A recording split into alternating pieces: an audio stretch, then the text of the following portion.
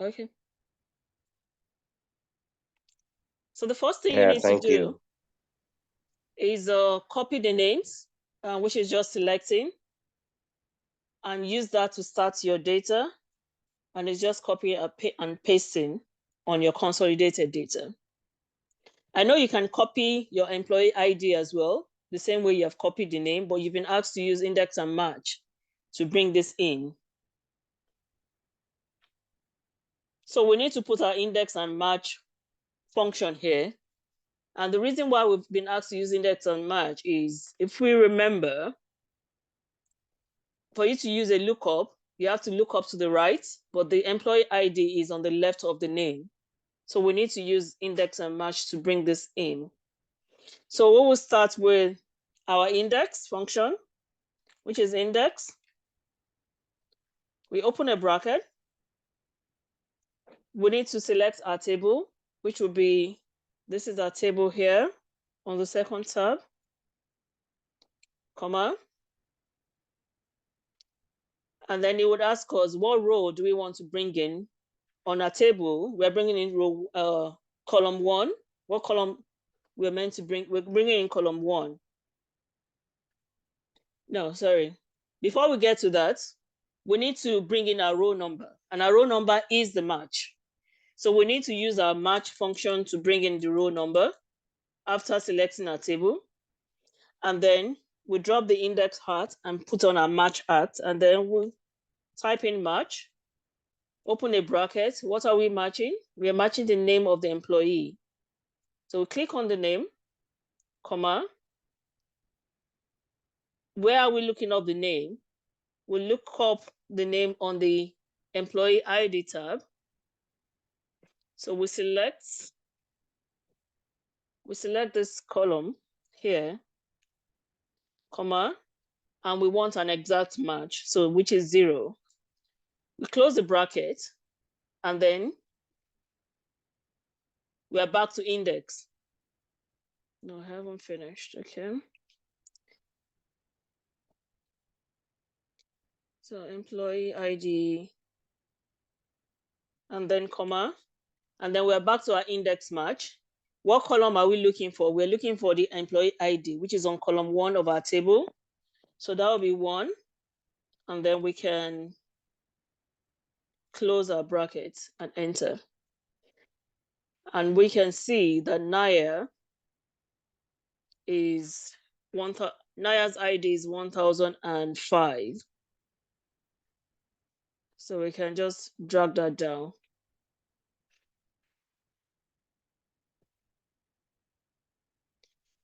And that's the employee ID populated using index and match. And we go to the third column. And the question is, we need to use VLookUp to bring in the employment type.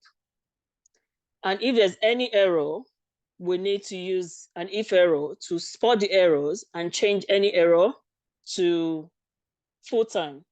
And the reason why there will be errors is on the employment type tab, this only includes the part-time staff. So if they're not part-time, then it won't be able to find it. So it will bring an error. So we need to use an if error function to change any error to full-time. So we will use it will be equal to VLookUp. Let's start with our VLookUp. VLookUp. We open a bracket. What are we looking up? Let's see what we have on the employment type. So we have the names on the employment type. So we're looking up the name. So VLookUp the name, comma. We're looking it up in column B and C.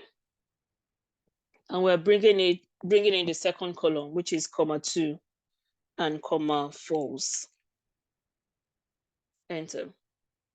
And of course, the first one, you can't find it because Naya is a full-time. Because you can't find it, it's a full-time staff, not a part-time staff. And we've been asked to change, if you can't find it, if it's a full-time staff, we need to change that error to full-time. So what we're going to add to this is an if error function. So we would put an if error in front of this function. And we're saying, if you find an error, just bring in FT, change that error to FT, and close the bracket and enter. So anywhere it finds an error, it would change that to FT. And when it finds it, it will be PT, that's part-time. So all you need to do is double click all the way down. And then, so there is a problem. Okay, so we have PT. Okay, that's fine. Yeah, it works. I thought everything was FT. If everything was FT, that means that there's probably a problem with that formula because it's showing an error and it's changing everything to an FT, but it's found the PT. So which is fine. So anytime you use the if error function, always be careful that it's not changing all your error to something else. So I always like to do my lookup first and make sure, it's found something. So just to check that formula I've typed it in correctly. Otherwise, if you use an if error with it right from the beginning, you might cover up all the errors. And the next question is use if function to populate this. All FT staff are entitled to 25 days annual leave, and all part-time staff are entitled to 12 days annual leave. So we need to put an if function. So if the staff is full-time, the leave entitlement, it will be 25. And if it's part-time, it would be 12. So we start with equal to if, open a bracket, if this cell here is equal to FT, if it's true, if that is equal to FT, then it will be 25. But if it's false, that means it's a part-time staff, that will be 12. And enter. So it's recognized that this FT is 25 days. If I double click that, we can see that if I filter this by part-time, then we can see that the part-time staff have 12 days. So it's always good to check so that you know that, your formula is doing what it should do. And then it's asking us to use the VLookUp to bring in leave taking from the annual leave taking tab. We have an annual leave taking tab here, and we've got the employee ID with the leave days they've taken. So we need a VLookUp to bring that in. So I'm going to, and what we have on the annual leave taken is the employee ID. So our unique ID, our reference point will be employee ID. So it would be equal to VLookUp, open a bracket, your lookup value is your employee ID, cell C6, comma, and you're looking it up on the annual leave taken tab. So I'll look it up here, and I want to bring in the second column. So it's comma 2, comma false. Close the bracket and enter. And I've got my annual leave days taken. I'll drag that down. The next question is, you need to use a simple function to calculate the annual leave balance. This is just a simple addition. Your leave entitlement is 25 days. You have taken 15 days. That means you have 10 days left. So it's just equal to your leave entitlement minus the number of days you have taken. I'll copy that all the way down. And then the last question is, you have to do an anomalies check. Some people will realize they've taken more leave days than they are entitled to. And we need to check these people. So it's saying use the if function to check for anomalies. If any employee has taken more leave than they are entitled to, flag it as a check. Otherwise, it's okay. So if we know the annual leave balance, your balance should not be a negative. If it's a negative, based on the formula we've put, that means you've taken more days than you're entitled to. So that's what we're basically checking for. If it's 0, that means you've taken your full annual leave, which is fine. But if it's a negative, you've taken more leave. So it would be equal to if, open a bracket, If this is less than 0, that means you've taken more. I would flag that as, if it's true, check. Otherwise, okay. So if that statement is true, if G6 is less than 0, put a check it. And if it's not less than 0, then it's okay, and enter. And then we need to like just drag this down. If you look at the filter, we have some that we need to check. So all these ones, they've taken 28 days and they have 25 days holiday. Those people. So we need to check that. It's just a flag. So that is the table populated. And the third question is, the finance director wants to know the number of annual leave days that have not been taken so that they can put an accrual at year end. She wants this by employment type. So we're asked to use a pivot to get this. So if we create a new tab, we're going to have a pivot tab. So we've consolidated our data and we want to know, per employment type, how many leave days have not been taken, because in accounts, you have to accrue for leave days not taken for staff. So what we'll do is we'll select our data, and we're doing a pivot table now. So we select the data all the way down, and we'll do a data insert pivot table. We want the pivot table on a new worksheet, so it's fine, and okay. So we have our new worksheet here, and we can rename this pivot tab. So we have a blank pivot table. All we need the number of employees by employment type and the days they have not taken as year end.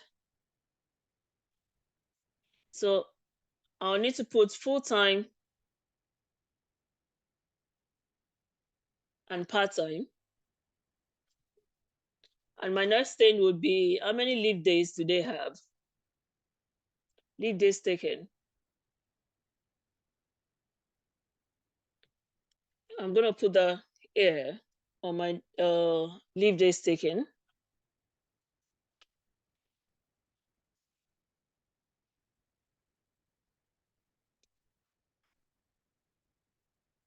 And then I can put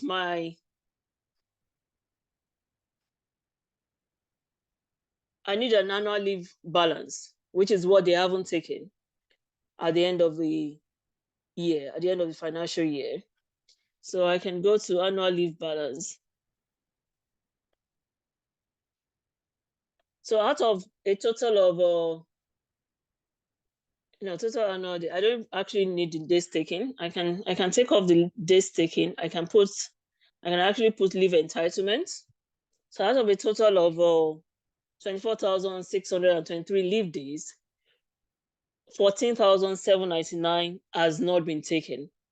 And this is sorted according to full-time and part-time. And I also need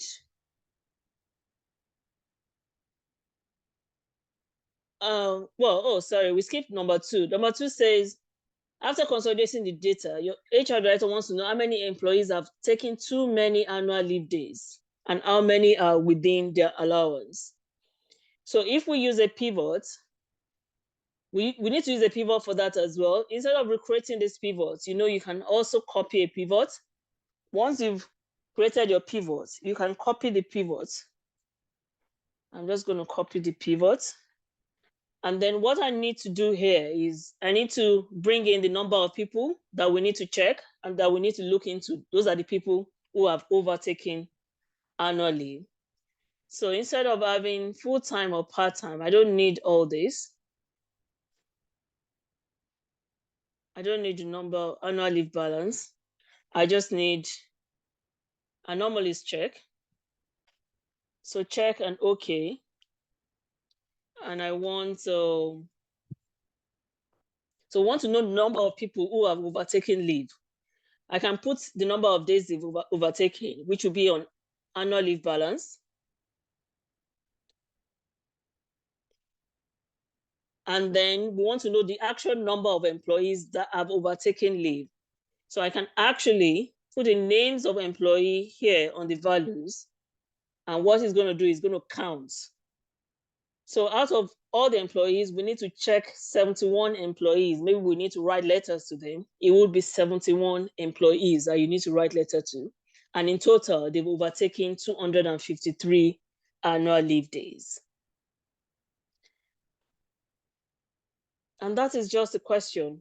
It's something you can, easily do within, if you practice, it's something you can do within 15 minutes if you are in an interview. I hope this is clear.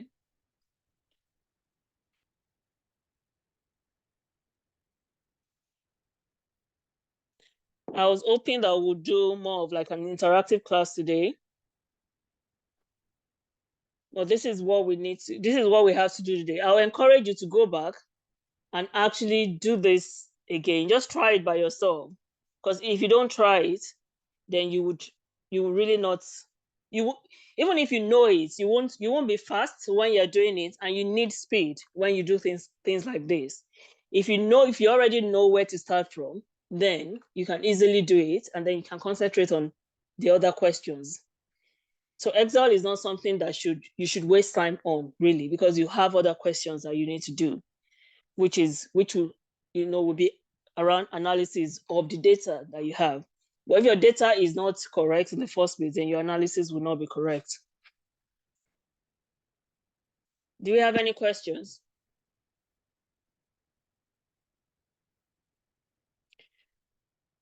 So you have the class exercise is in the chat box. So if you do it and just practice with the one we did last week as well.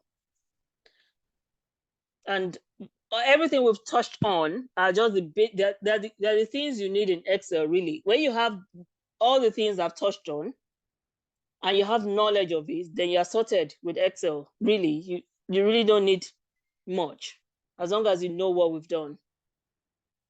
Please go back and watch the videos, the recordings, and get familiar with everything we've done. Thank you, everyone. If there are no questions, it's a short class today. If there are no questions, then it's been a pleasure. Thanks for making the time to attend the class. Thank you so much, ma'am. Thank you. Thank you.